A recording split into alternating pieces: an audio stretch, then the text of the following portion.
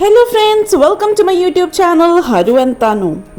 വളരെ എളുപ്പം നമുക്ക് ചെയ്തെടുക്കാനായിട്ട് സാധിക്കുന്ന ഒരു ബേബികോൺ മസാലയാണ് ഇന്നത്തെ വീഡിയോയിൽ നമ്മൾ കാണാനായിട്ട് പോകുന്നത്. അതിനായിട്ട് ബേബികോൺ ഇതുപോലെ ചെറിയ പീസസ് ആയിട്ട് നമുക്ക് മുറിച്ചെടുക്കാം. ഒരു കടായി ചൂടാക്കിയിട്ട് അതിലേക്ക് നമുക്ക് ഓയിൽ ചേർത്ത് കൊടുക്കാം. ഞാനിവിടെ 2 ടേബിൾ സ്പൂൺ ഓയിലാണ് ചേർത്ത് കൊടുക്കുന്നത്. ഓയിൽ ചൂടായതിനു ശേഷം നമുക്കിതിലേക്ക് ചെറുതായിട്ട് മുറിച്ച് വെച്ചിരിക്കുന്ന ബേബികോൺ ചേർത്ത് കൊടുക്കാം. ബേബികോൺ ഓൺലൈനൊക്കെ ആയിട്ട് ഇപ്പോൾ അവൈലബിൾ ആണ് കേട്ടോ. ഞാനിപ്പോൾ ജിയോ മാർട്ടിൽ നിന്നാണ് വാങ്ങിയത്. 200 ഗ്രാംസിൻ്റെ ഒരു പാക്കറ്റിന് എനിക്ക് 22 റുപ്പീസാണ് ആയത്.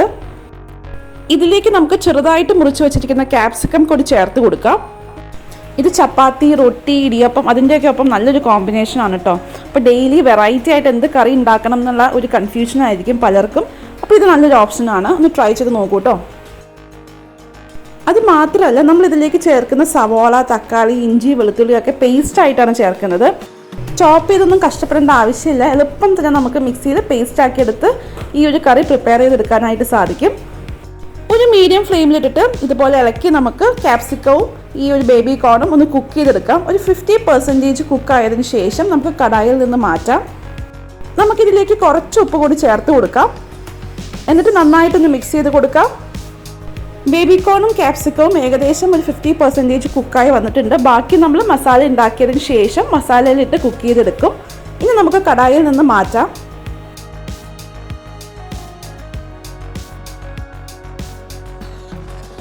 അതേ കടായിൽ തന്നെ നമുക്ക് 2 ടേബിൾ സ്പൂൺ എണ്ണ ചേർത്ത് കൊടുക്കാം.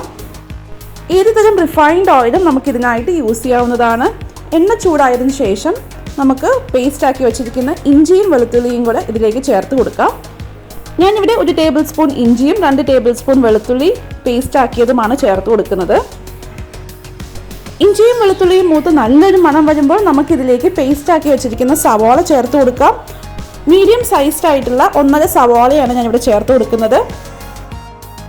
സവോള ചേർത്തതിന് ശേഷം ഇതിൻ്റെ പച്ച മണം മാറി വരണം. അതുവരെ നമുക്ക് ഇത് നന്നായിട്ടൊന്ന് സോട്ട് ചെയ്തെടുക്കണം. സവോള ഒരു ഗോൾഡൻ ബ്രൗൺ ആകുന്നത് വരെ നമുക്ക് വെയിറ്റ് ചെയ്യാം. ഞാനിതിലേക്ക് കുറച്ച് ഉപ്പ് ചേർത്ത് കൊടുക്കുന്നുണ്ട്. നമ്മൾ നേരത്തെ ബേബികോണിലും ക്യാപ്സിക്കത്തിലും ഉപ്പ് ചേർത്തിട്ടുണ്ടായിരുന്നു. എന്നാൽ ബാക്കിയുള്ള മസാലയിൽ നമുക്ക് ഉപ്പ് ചേർക്കണം. അതിന് ആവശ്യത്തിനുള്ള ഉപ്പ് ഞാൻ ഈ സ്റ്റേജിൽ ചേർത്ത് കൊടുക്കുകയാണ്. നമ്മൾ ചേർത്ത് കൊടുത്തിരിക്കുന്ന സവോള പേസ്റ്റ് ഇവിടെ നല്ല ഗോൾഡൻ ബ്രൗൺ ആയി വന്നിട്ടുണ്ട്. നമുക്കിതിലേക്ക് 1 ടീസ്പൂൺ മഞ്ഞൾപ്പൊടി ചേർത്ത് കൊടുക്കാം. 1 ടീസ്പൂൺ മുളക് പൊടി, 1.5 ടീസ്പൂൺ മല്ലിപ്പൊടി, 1 ടീസ്പൂൺ മീറ്റ് മസാല പൗഡർ എന്നിവയാണ് ഞാൻ ചേർത്ത് കൊടുക്കുന്നത്. പ്യുവർ വെജിറ്റേറിയൻസ് ആണെങ്കിൽ നമുക്ക് ഗരം മസാല പൗഡർ ചേർത്ത് കൊടുക്കാവുന്നതാണ്. അല്ലെങ്കിൽ നമുക്ക് വെജിറ്റബിൾ മസാല വാങ്ങാനായിട്ട് കിട്ടും, അതും ചേർത്ത് കൊടുക്കാവുന്നതാണ്. മീഡിയം ഫ്ലെയിമിലിട്ടിട്ട് നമുക്ക് ഈ പൊടികളൊക്കെ നന്നായിട്ടൊന്ന് കുക്ക് ചെയ്തെടുക്കണം.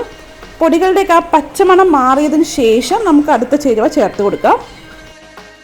അടുത്തതായിട്ട് 2 മീഡിയം സൈസ് തക്കാളിയും 10 കാഷ്യൂസും ഞാനിവിടെ അരച്ചെടുത്തിട്ടുണ്ട്. അതുകൂടി നമുക്കിതിലേക്ക് ചേർത്ത് കൊടുക്കാം.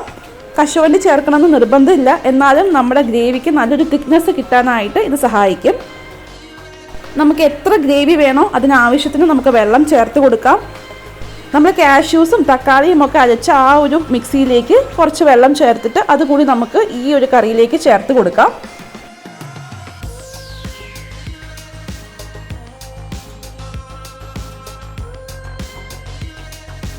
നന്നായിട്ട് ഈ ഒരു ഗ്രേവി ഒന്ന് തിളച്ച് വരട്ടെ. നമുക്കിതിലേക്ക് 1 ടീസ്പൂൺ പഞ്ചസാര ചേർത്ത് കൊടുക്കാം.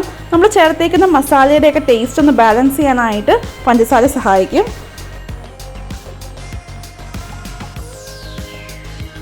ഈ ഒരു ഗ്രേവി നന്നായിട്ട് തിളച്ച് വന്നതിന് ശേഷം നമുക്കിതിലേക്ക് നേരത്തെ സോട്ട് ചെയ്ത് വെച്ചിരിക്കുന്ന ബേബികോണും ക്യാപ്സിക്കവും ചേർത്ത് കൊടുക്കാം. ഇനി ഒരു ലോ ഫ്ലെയിമിലിട്ട് നമുക്ക് ഈ ക്യാപ്സിക്കവും ബേബികോണും കുക്ക് ചെയ്തെടുക്കണം. അടച്ചു വെച്ച് നമുക്കിതൊന്ന് കുക്ക് ചെയ്തെടുക്കാം. നേരത്തെ നമ്മൾ 50% കുക്ക് ചെയ്തിട്ടുണ്ടായിരുന്നു. ബാക്കി നമുക്ക് ഇപ്പോൾ കുക്ക് ചെയ്തെടുക്കാവുന്നതാണ്. അങ്ങനെ വളരെ ടേസ്റ്റി ആയിട്ടുള്ള ബേബികോൺ മസാല ഇവിടെ റെഡിയാണ്. നമുക്ക് ഇതിന് സെർവിങ് പ്ലേറ്റിലേക്ക് മാറ്റാവുന്നതാണ്. നിങ്ങളുടെ അടുത്ത് മല്ലിയില ഉണ്ടെങ്കിൽ തീർച്ചയായിട്ടും മല്ലിയില കൂടി ചേർത്ത് കൊടുക്കണം. എൻ്റെ അടുത്ത് ഇപ്പോൾ മല്ലിയില ഉണ്ടായില്ല, അതുകൊണ്ട് ഞാൻ ചേർക്കുന്നില്ല. ചൂടോടുകൂടി തന്നെ നമുക്ക് ഈ ഒരു കറി സെർവ് ചെയ്യാം. ഈ വീഡിയോ ഇഷ്ടമായെന്ന് പ്രതീക്ഷിക്കുന്നു. നിങ്ങളുടെ അഭിപ്രായങ്ങളും നിർദ്ദേശങ്ങളും താഴെ കമൻസിൽ പറയണം. ഈ വീഡിയോ ഇഷ്ടമായെങ്കിൽ please like, share, subscribe to my channel. Keep watching. Haru and Tanu. By.